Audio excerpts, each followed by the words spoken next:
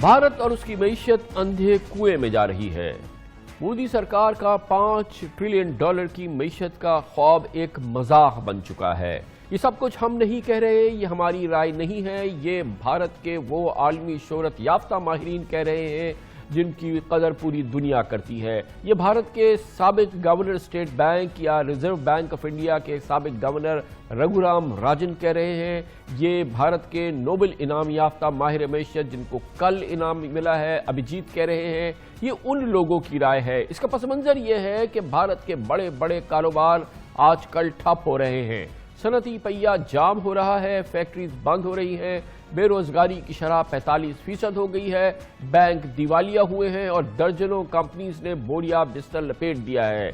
ज़रूरी तरक्की थम गई है और आज ही IMF ने पेशेंगोई की है कि इस साल भारत की मजमूई तरक्की की पैदावार की तरक्की यानी कि माशी तरक्की 90 बुनियादी पॉइंट्स यानी तकरीबन 1.5% गिर जाएगी। और भारत के लिए जो इस वक्त जो टारगेट रखा था IMF ने, उसका ख्याल यह है कि भारतीय मईशत उससे कहीं कम अचीव करेगी। भारत के मरकजी बैंक के साबिक गवर्नर और आलमी शोहरत याफ्ता इकोनॉमिस्ट रघु राजन और गुज़िश्ता रोज नोबल इनाम जीतने वाले भारतीय नजाद अमरीकी माहिर मैशत अभिजीत बैनर्जी ने भारत की मैशत के हवाले से खतरे की घंटी बजा दी है। ये दो इंतहाई अहम माहिरीन हैं जो भारत के और मोदी के इस दावे की कलई खोल रहे हैं कि भारत दुनिया की एक बेहतरीन मईशत बन रही है और उसमें बेपनाह तरक्की नजर आ रही है। आलमी शोहरत याफ्ता माहिर मैशियत और बैंकर डॉक्टर रघु राजन 2013 से 2016 तक भारत के मरकजी बैंक यानी रिजर्व बैंक ऑफ इंडिया में गवर्नर के ओहदे पर फाइज रहे। इससे कबल वो IMF के चीफ इकोनॉमिस्ट भी थे। रघु राजन ने अमेरिका की ब्राउन यूनिवर्सिटी में गुज़िश्ता हफ्ते एक लेक्चर देते हुए कहा कि भारत जैसे मुल्क की मईशत का एक ही फर्द अपनी मर्जी से नहीं चल सकता। अगर एक ही शख्स जबरी अथॉरिटी से फैसले करेगा तो ये अमल भारत को अंधे कुएं में धकेलने की तरह होगा। रघु राजन ने बताया कि जबरी हुक्मरानी की वजह से भारत में अब अदलिया भी आईनी मामलात पर खामोश रहती है। कश्मीर में इतनी बड़ी आबादी को कैद करने पर अदलिया चुप साधे हुए है। रघु राजन जो कि आलमी शोहरत याफ्ता इकोनॉमिस्ट भी हैं, कहते हैं कि भारत में इदारों की कमजोरी की वजह से हर हुकूमत के पास जबर की हुक्मरानी करने का हौसला मौजूद रहता है। This government is extremely centralized.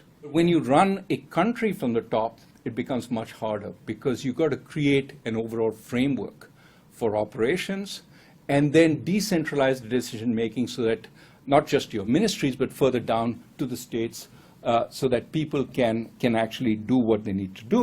Even the high judiciary, which was so active in the past on pretty much any issue, has been strangely silent in the constitutional issue of whether the changes in Kashmir are actually warranted or not because of the weakness of these institutions. Every government with a massive majority runs the risk of becoming authoritarian. This was as true of Indira Gandhi after her win in 1971 as it is true of the Modi government in 2019. Majoritarianism may certainly for a while win elections, but it is taking India down a dark and uncertain path.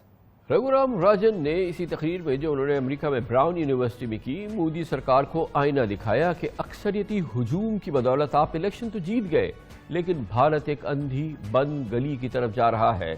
उन्होंने कहा कि कारकर्दगी की बजाय सियासत को कौमी security की तरफ मोड़ने की वजह से मोदी ने इलेक्शन जीता, कारकर्दगी की वजह से नहीं जीता। रघु राजन कहते हैं कि मोदी सरकार में वजीरों के पास इख्तियारात नहीं और ब्यूरोक्रेट्स खुद से फैसला करने को तैयार नहीं है। एक ब्यूरोक्रेट डरता है कि कोई कार्रवाई अगली हुकूमत को अपने खिलाफ इंतखाबी एक्शन को दावत दे सकती है। भारत के मरकजी बैंक के साबिक गवर्नर ने खदशे का इजहार किया कि उन्हें साबिक फाइनेंस मिनिस्टर चिदम्बरम की भी शदीद फिक्र है जो जेल में बगैर किसी मुकदमे के 1 माह से कैद हैं। इंडियन सेंट्रल बैंक के साबिक गवर्नर ने बताया कि फैसलों में मरकजियत की वजह से भारत में ना कोई विजन सामने आ रहा है और ना ही माशी तरक्की हो रही है। उनका कहना था कि मोदी सरकार ने बौखलाहट में रुपयाबंदी और टैक्स इक़दाम लिए लेकिन ये सब माशी सुस्त रवि का बुनियादी नुक्ता बन गए। You can't have centralization and not have that that clear vision up there of where you want to take the economy. And what instead we have then is everybody's looking on top. There are no ideas, systematically being generated below, which means the top has to come out with bold ideas every so often. But because those ideas haven't been tested broadly, they come out of the blue and sometimes can be seriously problematic. Demonetization was perhaps a classic version of that, with all the hopes that were imbued in the first Modi government. Why are we here? I mean, this was about growth, about jobs, also about bringing corruption down. But why haven't we had stronger economic performance? We know that in the election itself, at a very critical point in a classic populist nationalist move, we changed the dialogue from a dialogue on economic performance to a dialogue on national security. یہ صرف رگھو راجن نہیں کہہ رہے جن کی دنیا میں ایک ماہر معیشت کی حیثیت سے مسلمہ حیثیت ہے. کل معیشت کا نوبل انعام جیتنے والے بھارتی نژاد امریکن اکانومسٹ ابھیجیت بینرجی نے کل MIT میں خطاب کرتے ہوئے کہا کہ 2014 سے 2018 کے دوران بھارتی معیشت بہت تیزی سے سست روی کا شکار ہوئی ہے. ان کا کہنا تھا کہ مالی استحکام سے غفلت برت کر مودی نے بھارتی معیشت بے قابو کر دی ہے. یہ رگھو راجن نہیں کہہ رہے, یہ کہہ رہے ہیں ابھیجیت بینرجی جنہیں کل ہی نوبل انعام ملا ہے معیشت میں. The economy is doing very badly, in my view. One of the numbers that just came out is the National Sample Survey, which comes out every 1.5 years or so, and it gives you the average consumption in urban and rural areas in India. And the fact that we see in that is that between 2014-15 and 2017-18, that number has slightly gone down. And that's the first time such a thing has happened in many years. So that's a very glaring warning sign. So the economy is slowing very fast. How fast, we don't know, because there's dispute about data, but I think fast. The economy going into a tailspin is the time when you don't worry so much about monetary stability and you worry a little bit more about demand. I think demand is a huge problem right now in the economy.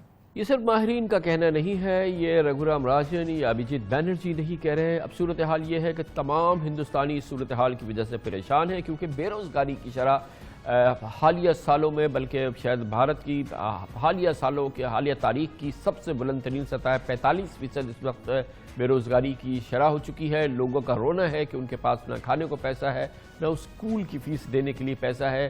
لیکن مودی نے ایک ہی رٹ لگائی ہوئی ہے کہ بھارت میں سب اچھا ہے. بھارتی جنتا پارٹی یہ دیکھتی ہے کہ میرا جو لوٹ کا پیسہ ہے ایک مشت, وہ تو ہم لوٹیں گے, لیکن ایک عام ہندوستانی کے جیب میں 2000 کا نوٹ کیسے آ گیا, اس کے لیے ED لگا دو, اس کے لیے انکم ٹیکس لگا دو, اس کا سیل ٹیکس دیکھ لو, اس کا بینک دیکھ لو. تو یہ دیکھنے والے لوگ ہیں. بھارت میں سب اچھا ہے. سرکار کو آج 6 سال ہو گئے, 5 سال پہلے یہ چلا چکے اور سال بھر یہ ہو جائیں گے, لیکن ایک نیا روزگار دینے کا کام نہیں کیا, بلکہ لوگوں کے جو روزگار تھے پرائیویٹ کمپنی آج وہ بھی بند ہونے کو جا رہی ہیں. ساتھ ہی انہوں نے اتنے بھاری بھرکم جو ٹول ٹیکس لگا دیے ہیں غریب آدمی کے اوپر, ان کے بچوں کا کیا ہوگا. واہ مودی جی, واہ واہ واہ. کہ جو روزگار 45 برسوں میں سب سے زیادہ انمپلائمنٹ ہے وہ ٹھیک ہونی چاہیے, دیش کی ارتھ ویوستھا ٹھیک ہونی چاہیے, تمام ادیوگ جو بند ہو رہے ہیں ان کو سنبھالا جائے, کیونکہ آنے والے استھتی میں اور بھی خراب ہونے والی ہے اور یہ سرکار اس مدے پہ کوئی قدم نہیں اٹھا رہی. بھارت میں سب اچھا ہے. ہمارے پاس بچوں کو اسکول فیس بھرنے کے لیے پیسے نہیں ہے, ہمارے پاس ہمارے دیوالی کیسے منائیں گے لوگ. واہ مودی جی, واہ واہ واہ. میں کیسے دھندا کروں, میں دھندا نہیں کر سکتا ہوں. بھارت میں سب اچھا ہے. ہندوستانی عوام کے بھارتی معیشت پر اس رونے دھونے کے باوجود BJP سرکار کا ایک ہی فلسفہ ہے کہ جو کہ کانگریس بار بار جس کا اظہار کرتی ہے کہ BJP ایک ہی فلسفے پہ کام کر رہی ہے کہ سچ چھپاؤ اور جھوٹ بولو. مودی کا کہنا ہے کہ بار بار جھوٹ بولو, جتنی بار ہو سکے جھوٹ بولو, ہر جگہ زور سے صرف جھوٹ ہی بولو, چاہے بھارت کے عوام سے بولنا ہو, چاہے دنیا سے بولنا ہو, یا پاکستان کے بارے میں بولنا ہو. جھوٹ بولو, बार बार झूठ बोलो, जो भी बोल सकते हैं सब झूठ बोलो, जहां भी बोल सकते हैं झूठ बोलो, जितनी बार बोल सकते हैं झूठ बोलो, किसी भी विषय पर बोलो तो सिर्फ और सिर्फ झूठ बोलो, एक ही काम, झूठ बोलो झूठ बोलो झूठ बोलो, बार बार बोलो बार बार बोलो बार बार बोलो, हर जगह पे बोलो और जोर जोर से बोलो। भारतीय मीडिया ने इस बात को लेके वो तूफान खड़ा किया है, वो मजाक बनाया है। मजमूई तौर पे भारतीय मीडिया बहुत ज़बरदस्त हुकूमती गिरफ्त में होता है, लेकिन कुछ हिस्सा जो कि नहीं है उसने इस फ़लसफ़े को, मोदी के इस फ़लसफ़े को एक बहुत ही खूबसूरत और बहुत ही लतीफ़ रंग दिया है। बार बार झूठ बोलो, जो भी बोल सकते हैं सब झूठ बोलो, जहां भी बोल सकते हैं झूठ बोलो, जितनी बार बोल सकते हैं झूठ बोलो झूठ बोलो झूठ बोलो, झूठ झूठ बोल झूठ बोल झूठ झूठ बोल झूठ बोल झूठ झूठ बोल झूठ बोल झूठ बोल झूठ बोल झूठ, बार बार बार बार झूठ बोलो झूठ बोलो, बार बार बार बार झूठ बोलो झूठ बोलो, बार बार बार बार झूठ बोलो झूठ बोलो, बार बार बार बार झूठ बोलो झूठ बोलो झूठ बोलो, बार बार बोलो बार बार बोलो बार बार।